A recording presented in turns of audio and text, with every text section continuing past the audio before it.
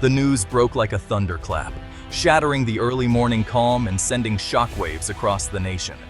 It was the kind of headline that made people stop in their tracks, hearts pounding as they tried to process what had just happened.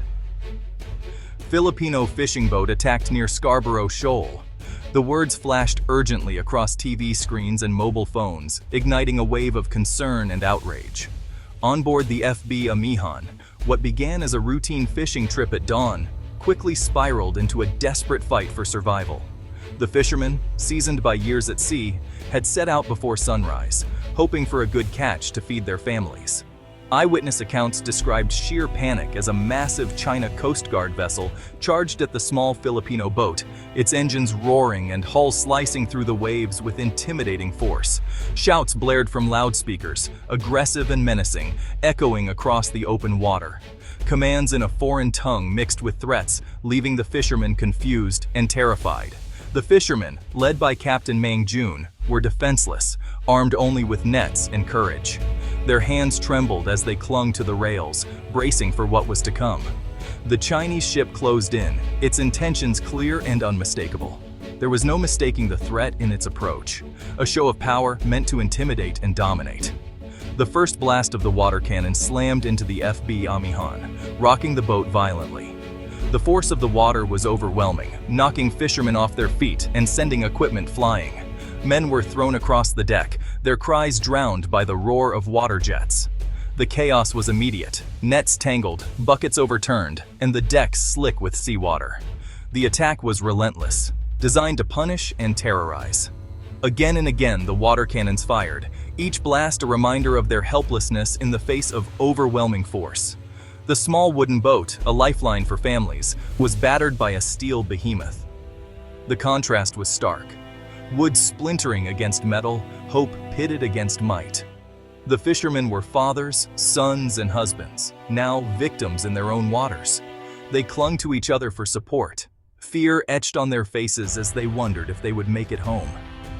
The morning of mayhem had begun, and the world was watching. News crews rushed to the harbors, capturing the raw emotion of families awaiting word, while crowds gathered around public screens, desperate for updates. The headlines were stark, the initial reports chaotic.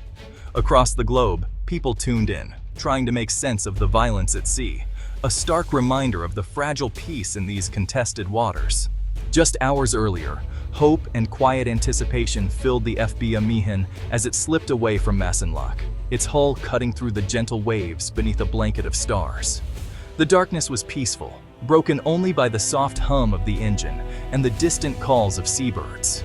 For the crew, this was a familiar journey, one they had made countless times before, guided by the constellations above and the promise of a new day's catch. The sea was calm, the air cool and crisp, and the crew gathered on deck, sharing stories and steaming cups of coffee. Laughter mingled with the salty breeze as they prepared their gear, each man finding comfort in the company of friends and the steady rhythm of their morning routine. Captain Jun, a seasoned veteran of these waters, stood at the helm. With steady hands and a watchful eye, he guided his men through the traditional fishing grounds, his voice calm and reassuring as he issued quiet instructions. The crew trusted him completely, knowing he had weathered many storms before. Their conversations drifted to family and daily life, children's milestones, wives' messages, and the small joys of home. Out here, their worries were simple and close to the heart, far removed from the world of politics and international disputes. Scarborough Shoal was more than a fishing spot. It was their heritage, a place their fathers and grandfathers had fished before them. To these men, it was a source of pride and livelihood, not a battleground for nations. As the first light of dawn crept over the horizon, the crew moved with practiced ease, preparing their nets and checking their lines. These routines, passed down through generations, connected them to their ancestors and to the sea itself. But as the sun rose higher, a distant gray shape appeared on the horizon, barely visible at first. It was a sight that sent a ripple of unease through the crew, a warning that the day might not unfold as peacefully as it began. The China Coast Guard, now a frequent and unwelcome presence in these waters, was drawing closer. Its approach was slow but deliberate, a silent reminder of the growing tensions in the region. Tension settled over the deck. The men exchanged uneasy glances, memories of past encounters surfacing, encounters that had ended with stern warnings, but never violence. Still, the uncertainty was palpable. Despite their anxiety, the crew clung to hope. They wished for another peaceful resolution, for the day to end as it always had, with a safe return and a good catch. But Captain June's furrowed brow betrayed his concern.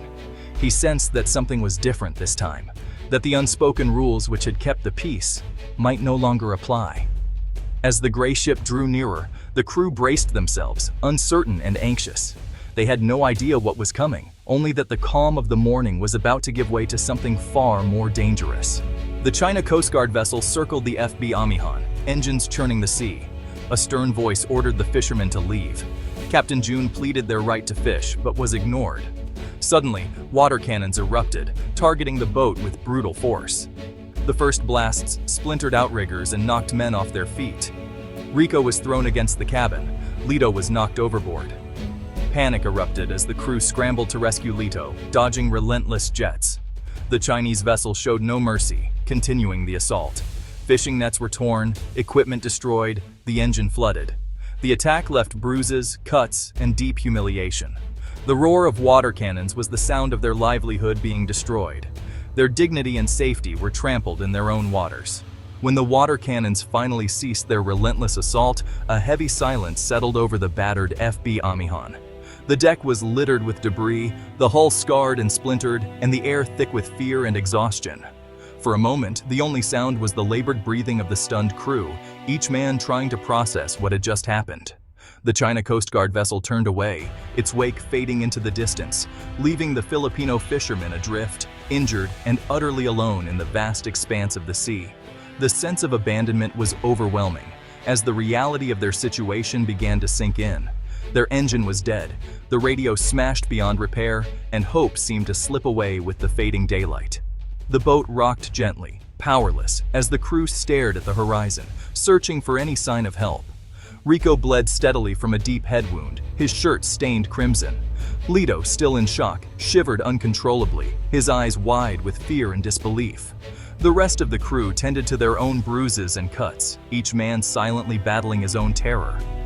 Despite their injuries, the crew worked together, patching wounds with makeshift bandages and bailing water from the damaged hull.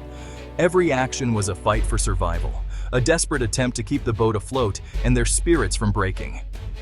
Again and again, they tried to coax life from the broken engine, each failed attempt deepening their despair. The silence from the engine was a cruel reminder of their helplessness. As night fell, the temperature dropped, and the darkness brought new fears. Huddled together for warmth, the crew faced the terrifying possibility of being lost at sea, with no guarantee of rescue. Then, through the darkness, a distant light appeared on the horizon. A Filipino fishing boat, drawn by their desperate distress signals, was approaching. Hope flickered back to life among the crew. Relief swept over the battered fishermen as rescuers arrived, bringing supplies, water, and comforting words. The embrace of their fellow countrymen was a lifeline, both physically and emotionally. Unable to repair the engine, the rescuers secured a tow line to the disabled boat, preparing for the long journey back. The sense of isolation began to lift, replaced by gratitude and cautious optimism. The journey home would be slow and difficult, but the fishermen were no longer alone. Together, they faced the uncertain dawn, hope returning with every mile closer to shore. The scars, both physical and emotional, would remain long after the sea had calmed. Each man carried the weight of trauma, their eyes reflecting the ordeal they had survived. As the sun rose, painting the sky with promise, the battered crew began the long, somber trip back to shore, forever changed by the struggle for survival at sea. The FB Amihan's return to Masinloc was met by a grieving community. Families rushed to the docks, relief turning to anguish at the sight of the battered boat. Medics tended to the wounded. Rico was carried off on a stretcher. Lito helped ashore. The fishermen returned not as providers, but as survivors. Their catch was gone, equipment destroyed, spirits broken. The community rallied, offering food and comfort, united in anger and sadness. The fishermen recounted the attack, their voices tired but resolute. Their ordeal became a human story, not just a headline. This was an attack on the entire community, striking at their way of life. The welcome was for heroes who survived a battle they never sought. Beneath the relief simmered a nation's grief and anger. News of the FB Amihan spread rapidly. Photos and videos went viral. Captain June's interview, raw with emotion, resonated nationwide. "This is our sea. We were feeding our families." Outrage swept the country. Hashtags like #ChinaLayas and #18AngWestPHC trended. Protests erupted at the Chinese embassy, demanding justice and an end to aggression. The government issued strong condemnations and filed a diplomatic protest. The president convened an emergency meeting. The incident could not be ignored. The fishermen's faces became symbols of the nation's struggle for sovereignty. The story was no longer abstract. It had a human face. Public opinion demanded action and accountability. The spark from Masinloc ignited a national call for maritime rights. The country stood united behind its fishermen. The attack was a flashpoint in a long, complex struggle over the South China Sea. China's sweeping 9-line claim clashes with the Philippines' internationally recognized EEZ. In 2016, the Hague Tribunal ruled in favor of the Philippines, rejecting China's claims. China dismissed the ruling, intensifying its presence and militarization in the region.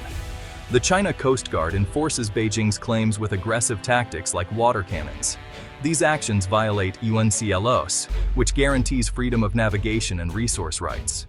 The legal victory has been overshadowed by gray zone tactics at sea. For fishermen like Captain June, the law offers little protection against daily danger. After the attack, two opposing stories emerged. The Philippines presented evidence of unprovoked aggression, demanding accountability and compensation. China claimed the FB Amihan intruded into its waters and was lawfully expelled. The Chinese omitted mention of injuries or damage, framing their actions as restrained. This narrative battle is common. China asserts defensive sovereignty. Neighbors call it bullying. Internationally, the pattern of aggression lends credibility to the Philippine account. Similar incidents have been reported by Vietnam and Malaysia. The clash is not just over territory, but over principles. Law versus power. While leaders debate, ordinary people pay the price. For fishermen, the sea is their livelihood, not a chessboard. Harassment and violence make fishing nearly impossible. Damaged boats and lost income devastate families and communities. The psychological toll is deep.